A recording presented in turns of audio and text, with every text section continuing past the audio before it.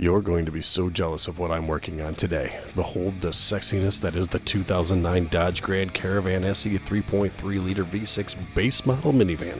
That's right, use your spare hand to push your open hanging mouth closed and wipe that drool away, because today I'm going to show you how to change out an alternator on this beauty. Now, the first steps that everyone else would tell you to do is to jack up your van, remove the right wheel, and take off a couple of wheel liners. As a matter of fact, here's an excellent video from the YouTube channel 2 Car Bros on how to change out the serpentine belt on the exact same sexy vehicle we're working on right here, and they show you just how to go through that process. I'll put the link below. But today, I'm going to show you how to skip those steps. Now, as you can see, there's a tensioner between these two large pulleys, and that's what puts tension on your belt. There's a square hole, as the arrow's pointing to. That happens to be 3/8 of an inch, which is the perfect size for the ratchet that comes in standard ratchet sets. You can take your ratchet and slip it in there, as I have from above. I squeezed my little hand down there. My hands are normal hands. Now, you might be able to get enough torque on that to move it, but I doubt it. But what you can do is you can extend the pull on that ratchet by grabbing a great big wrench, taking the closed end of it, slipping it over the end of that ratchet handle carefully so you don't knock it back, as I'm doing here. Get it far enough down where you can use it, put some leverage on it, and get enough torque on that pulley tensioner pulley, however you want to say it, like I am here pulling it forward, to slip that belt just to the side, and then gently rock that little apparatus you just made on back and let it just sit there while you do the rest of the process. Easy like Sunday morning. You can see where I'm just making sure it's out of the way here and that the belt's not going to go flying off the rest of the pulleys. You can see I've got this picture, makes a perfect example.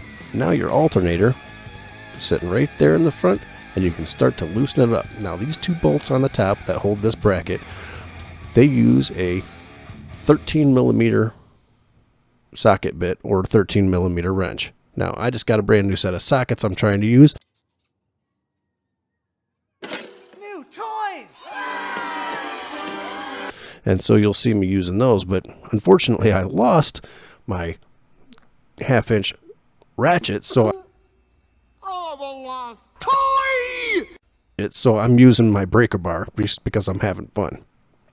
Anyway, you got one bolt and one nut. That's what she said. Those should come off fairly easily. I didn't even use any rust remover or anything like that. Take your bracket, this little piece here, and just set it to the side somewhere.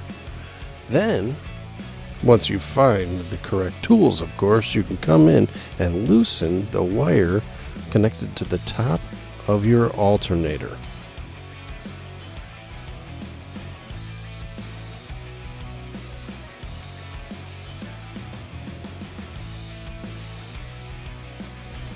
Now, that should pop off easily. If it doesn't, be gentle. Now you can see I'm playing here with another wire, and this little red tab should just pop out, but mine is kind of stuck.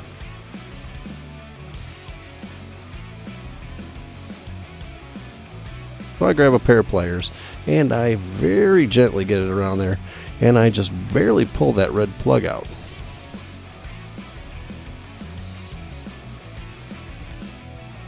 Once that plug is out, you just simply push the button on the side while grabbing the plug, as I'm doing here, and you pull straight out.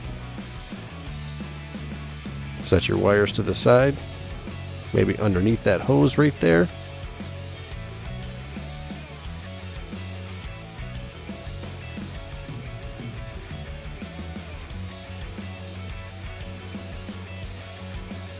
The next thing you need to do is you've got a bolt at the back and a bolt at the front. These are both 15mm.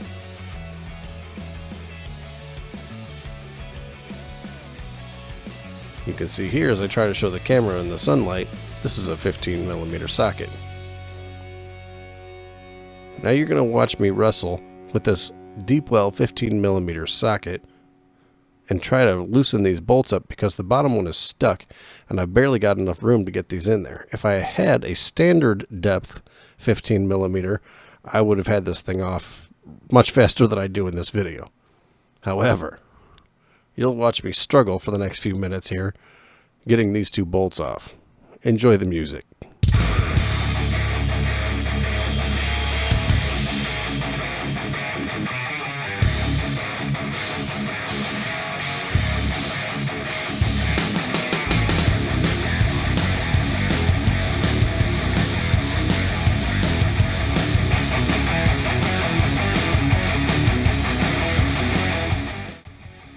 You'll see here that I actually grabbed my torque wrench in desperation to try to use my tools instead of just grabbing a regular old 15 millimeter wrench out of my toolbox because I just really wanted to use those new sockets I bought.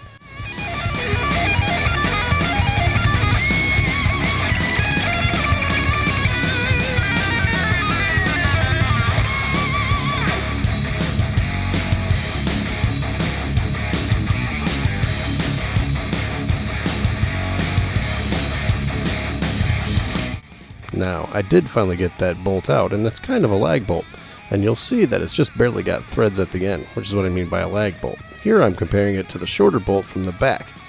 You can see there's one long bolt and one short bolt, but they're both 15 millimeter. Once you get it to this point, it's just a simple matter of rocking your old alternator forward and pulling it out. Now, sometimes these get a little stuck in there. I'm going to grab a pry bar here and stick it underneath the back side of the alternator and wiggle it loose. You'll see me go back and forth trying to get around this other tube that's in the way so I can get a good purchase on the alternator to get it out of there. I just don't want to bend that tube. So finally just rocking it and pushing on it and getting back and forth, it comes out. Now I'm going to be replacing it today with this Remy high performance cheapest alternator I could find on Rock Auto, who is not sponsoring this video, and I'm going to put this in to replace my old one. Now I've got it out of the box. Ooh, shiny. I'm going to slip this in exactly the opposite way that I took out the last one. Simply line up the front bolt hole, which is kind of like a hinge, rock it back, and then you're going to grab your long bolt, the one that looks like a lag bolt, and you're going to slip it back in into the front.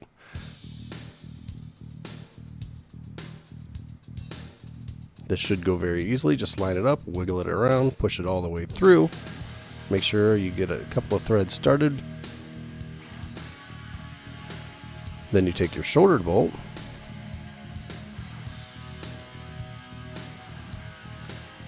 go back to the back of your alternator, find that hole, That's what she said. slip it through, and work in a tiny space.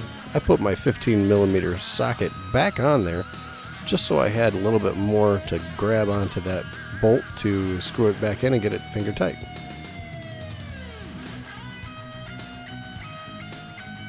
Up and just grab my 15 millimeter wrench out of my drawer and use that to tighten down these bolts instead of trying to use my deep well socket that I had just bought. This went much faster. It was much easier. You should probably do that. Now, the next thing to do is to put your belt back on. And again, you're going to line up your wrench on your ratchet. Use that as a bit of a torque extender. Get it set to go so you can slip that belt over that pulley real quick as soon as you get it tensioned back, because it still takes a little bit of pressure to pull this wrench back on the ratchet. You can see I'm just kind of wiggling it on there loosely and slowly and surely, and wiggle and pull and grunt until you get it in the right position. Then you can use one hand to stick that belt right back onto the pulley of the alternator. Ta-da! Line up your alternator wire on the bottom with the clip. Press it in. Make sure it's all the way in. Then press your red cap back in. Be sure it doesn't come off. Now, all alternators that I've ever seen come with new hardware. Always use the new hardware that comes with it if you can, just because it provides for better electrical contact. Take your top wire, slip it over the bolt that comes out of your alternator. Make sure you replace the lock washer that comes with it. Now, I couldn't get it on there with my gloved hands, so I had to take my gloves off to get it started. I don't like getting messy. Put my gloves back on, and now I'm going to use my 13mm socket.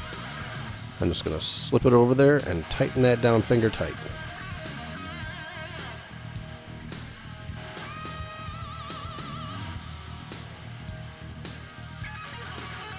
Once it gets finger tight, I'm going to go ahead and grab my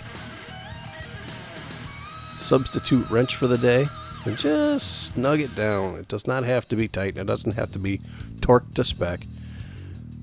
Now you're going to line up your bracket, slip it over the post, line up the hole.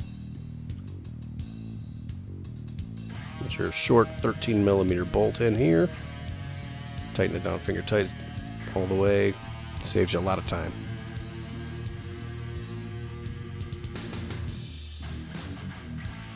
Now you're going to slip the 13mm nut over the other post on the other side sticking out. Again, finger tight. I'm going to use my 13mm socket, stick it back on there just to tighten things down snug. Make sure it's not going anywhere.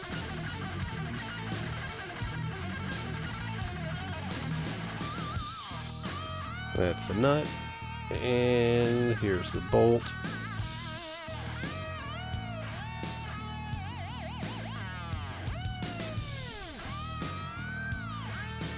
And that pretty much completes the job, except most people then just start driving, but that's bad for your battery. What you want to do is go over here to your battery, get a charger on it, of course line up your red to red and black to black, positive to positive, negative to negative, from your battery charger, because you've probably been wearing down your battery driving your vehicle without an alternator going. Here you can see that my charge is way down. I set mine on 2 amps, not 10 or 50. 50 will start it right now. 10 will charge it fast. 2 amps is best for a deep cycle charge. And you can see I've worn my battery down quite a bit driving it around without my alternator working. You want to let that charge for about 24 hours, like you can see here, until your battery's fully charged.